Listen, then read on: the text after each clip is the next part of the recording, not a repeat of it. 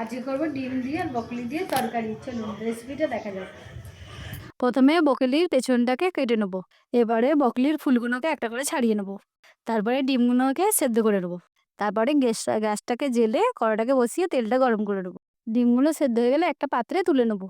ডিমগুলোকে নুন হলুদ মাখিয়ে হালকা করে চিড়ে নেবো, যাতে নুন মশলা ঢুকে যায়।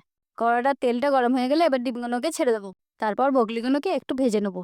এবার বকলিতে নুন হলুদ হালকা করে দিয়ে দেবো। তারপর বকলিগুলোকে ভাজা হয়ে গেলে তুলে নেবো।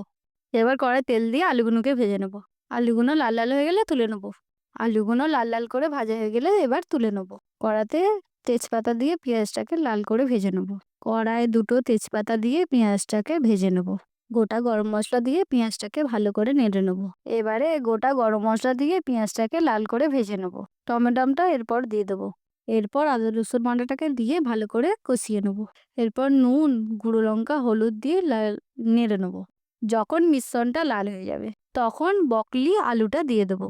তারপর ভালো করে একটু কষিয়ে নেবো।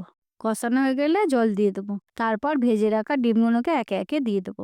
দিয়ে ঢাকনাটাকে চাপা দিয়ে দেবো 10 মিনিটের জন্য। গরম গরম ভাতের সাথে এরকম নতুন রেসিপি ট্রাই করতেই পারেন, খুব ভালো লাগবে।